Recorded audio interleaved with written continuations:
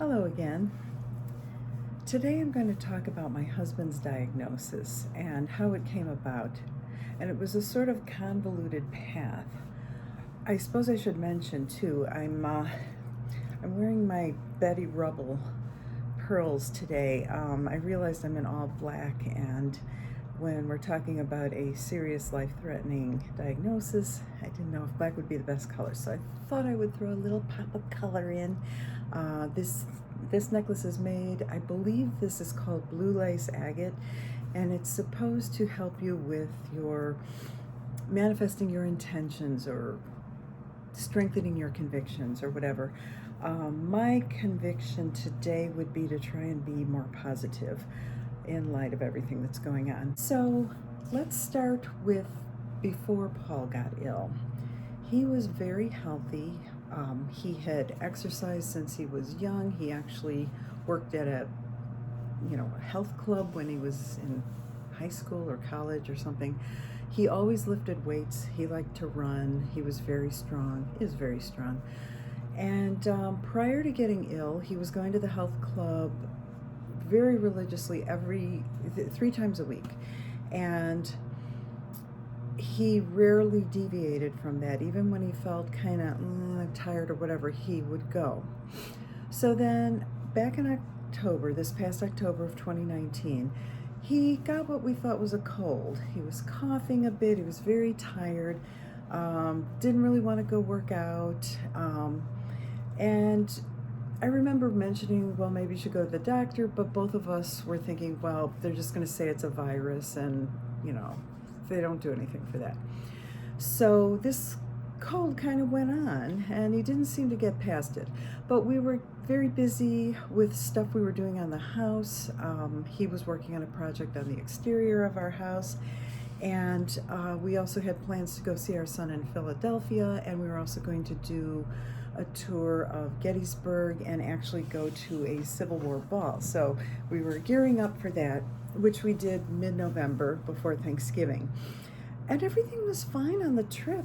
Paul had pretty good energy, still had his cough, but he was in good spirits. We enjoyed our trip. We took our grandson. It was great.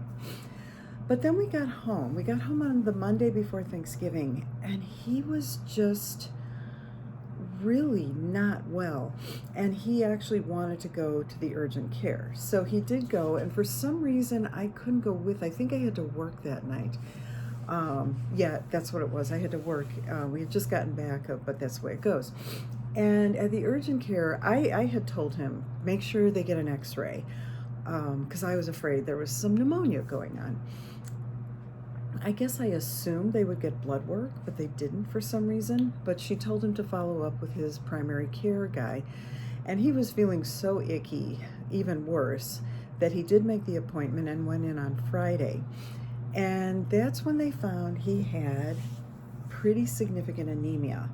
Normally, his hemoglobin would be 13, 14 or whatever. It was down, I can't even remember what it was at that time, but it was around 9, 8 or 9, something like that. Really bad. So he referred him to a hematologist, suggested he eat foods with iron, gave him a prescription for iron and all that. So we just assumed some weird anemia. And so we had the appointment set for December 10th with the hematologist.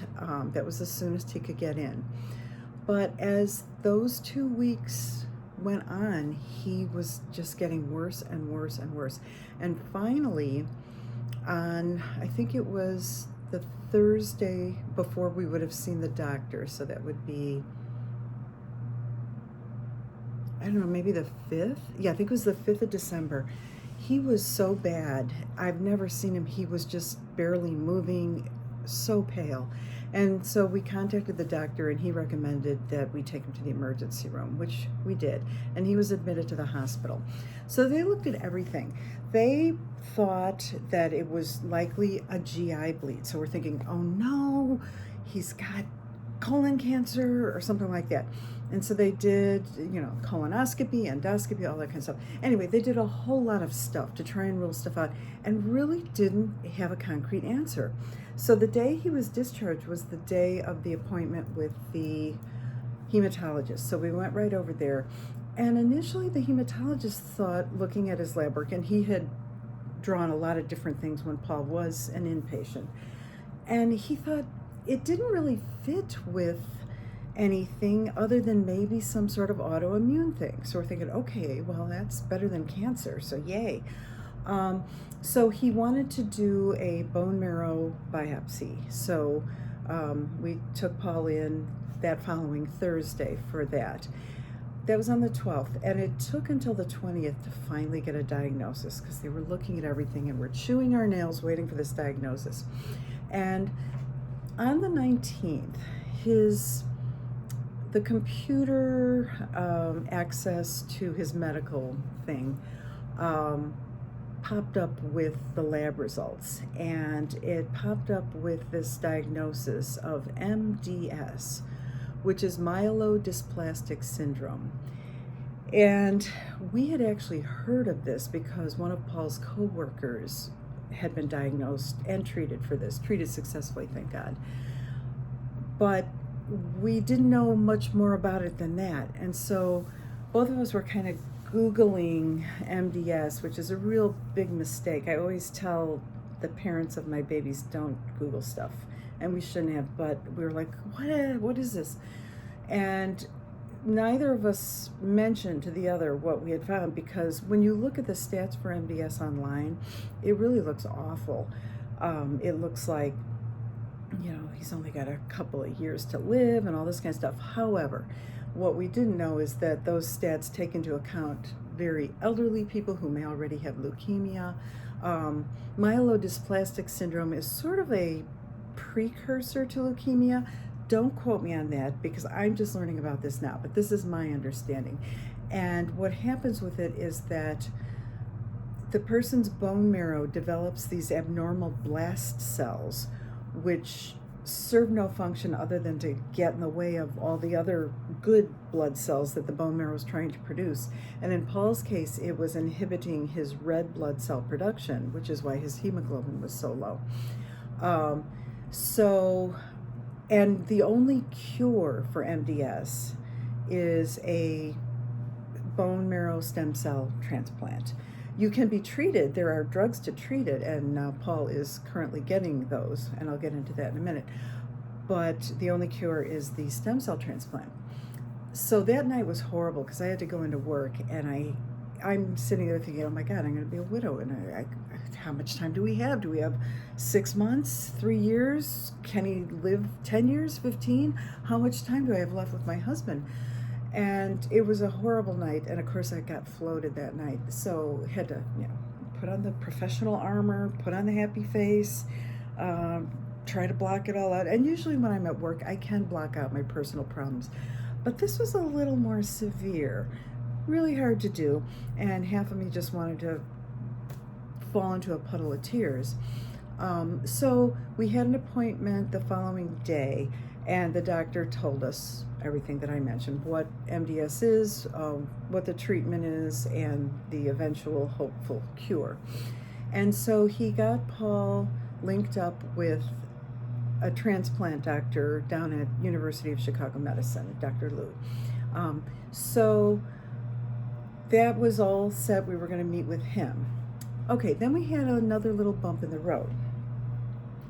Just before New Year's, it was on the 30th, Paul was actually going into work.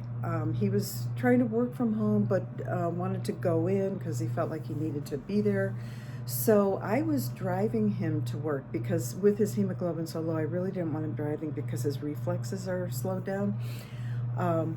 So he had been feeling this pain in his left back for a while. They didn't find anything when they did scans at the hospital or anything like that.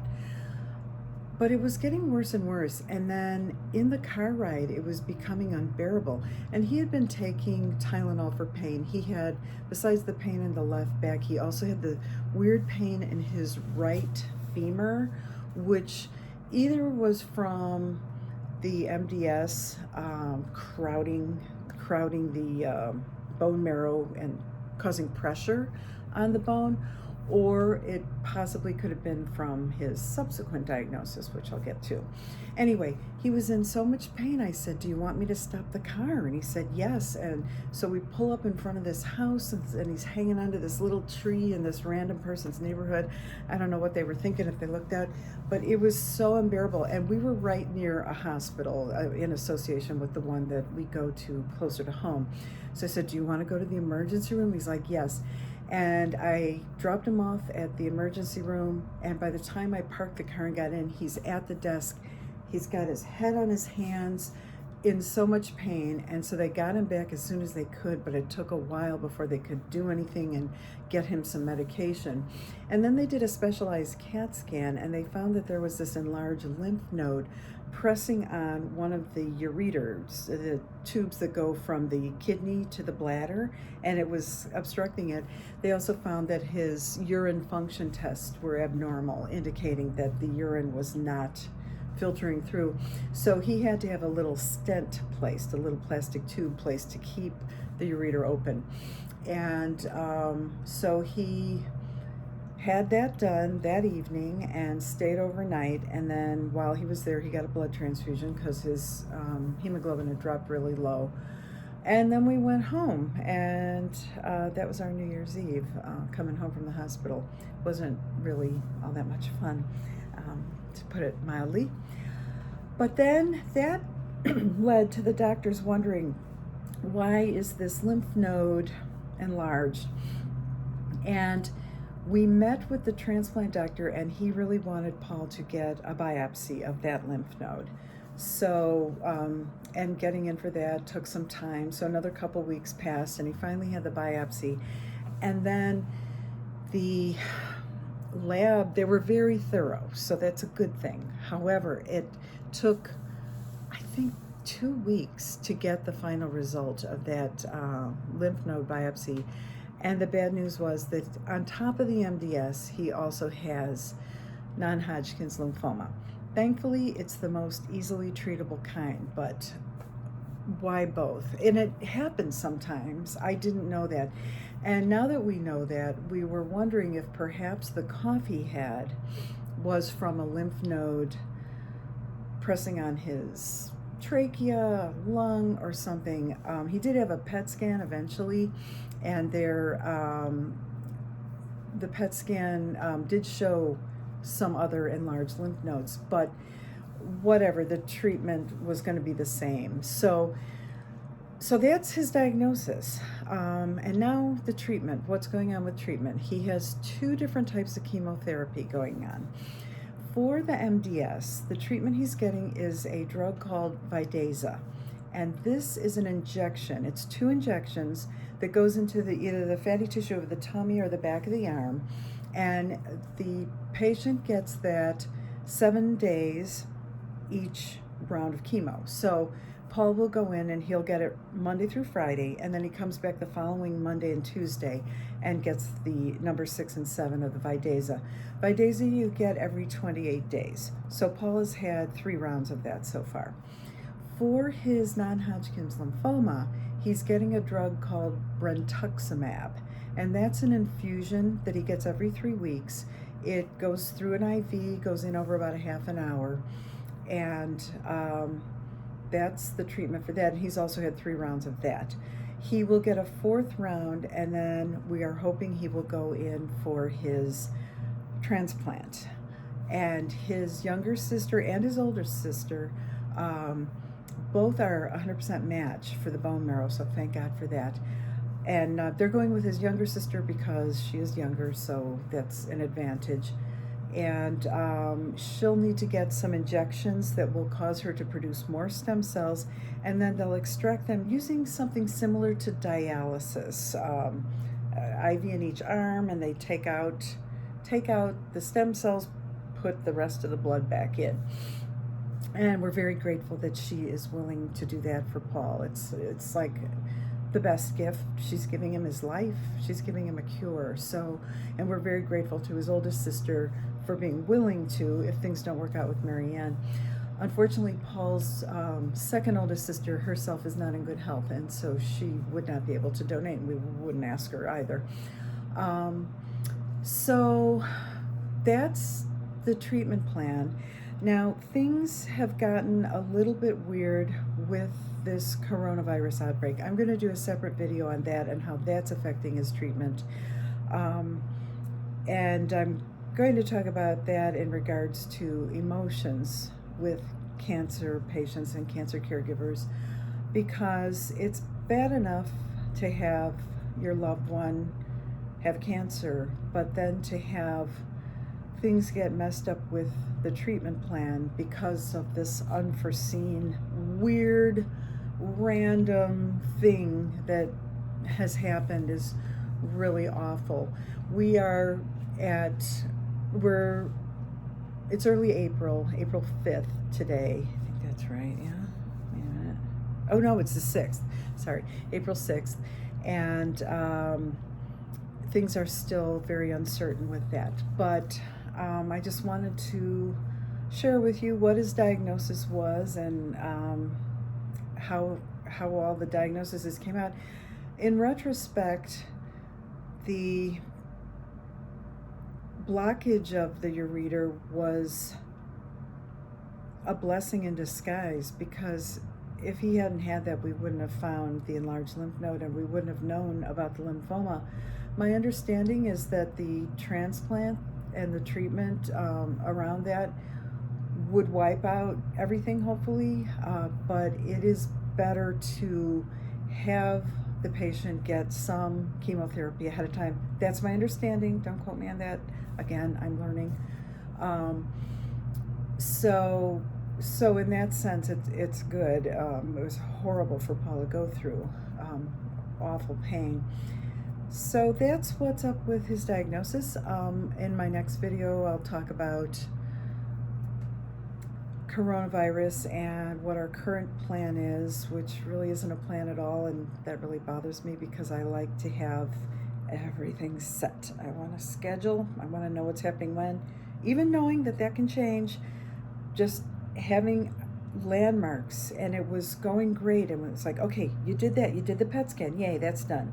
And then, okay, you did round 3 of chemotherapy, that's done, yay. But now everything has kind of been thrown haywire.